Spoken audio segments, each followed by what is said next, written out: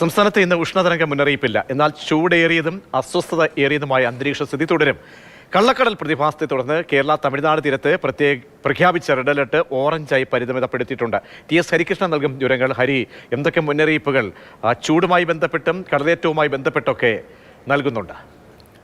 ചൂടുമായി ബന്ധപ്പെട്ട് ഉഷ്ണതരംഗ മുന്നറിയിപ്പ് ഇപ്പോൾ കേരളത്തിൽ പിൻവലിച്ചിട്ടുണ്ട്. പക്ഷേ ചൂടുമായി ബന്ധപ്പെട്ടുള്ള ജാഗ്രതാ നിർദ്ദേശങ്ങൾ പൊതുജനങ്ങൾ കൃത്യമായി പാലിക്കണമെന്നുള്ള നിർദ്ദേശം നിലനിൽക്കുന്നു.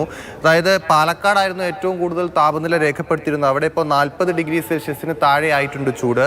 39 ഡിഗ്രി സെൽഷ്യസ് വരെ താപനില പാലക്കാട് ഉയരാൻ സാധ്യതയുണ്ട്. ഇത് കൂടാതെ കൊല്ലം, തൃശൂർ, കോഴിക്കോട് ജില്ലകളിൽ 38 ഡിഗ്രി സെൽഷ്യസ് വരെയും താപനില ഉയരാൻ സാധ്യതയുണ്ടെന്നാണ് കാലാവസ്ഥാ നിരീക്ഷണ കേന്ദ്രത്തിൻ്റെ ഏറ്റവും പുതിയ അറിയിപ്പിൽ പറയുന്നത്. എന്തായാലും ആ ഉഷ്ണതരംഗ മുന്നറിയിപ്പ് പിൻവലിച്ചതൊരു ആശ്വാസമാണ്. പക്ഷേ എങ്കിലും പുറത്തെ ചൂടിൻ്റെ കാഠിന്യം താരതമ്യേന ഇനി കുറഞ്ഞു വരികയുള്ളൂ. മഴയൊക്കെ സജീവമായി പെയ്താൽ മാത്രമേ കുറഞ്ഞു വരികയുള്ളൂ. മറ്റൊന്ന് കള്ളക്കടൽ പ്രതിഭാസവുമായി ബന്ധപ്പെട്ടാണ്. നിലവിൽ റെഡ് അലേർട്ടാണ് നൽകിയിരുന്നത്. അത് നാളെ രാത്രി വരേക്കും ഓറഞ്ച് അലേർട്ടായി കുറച്ചിട്ടുണ്ട്. അപ്പോൾ ഒരു ആശങ്കപ്പെടുത്തുന്ന സ്ഥിതി ഇപ്പോൾ ഇല്ല എന്ന് വേണമെങ്കിൽ പറയാം.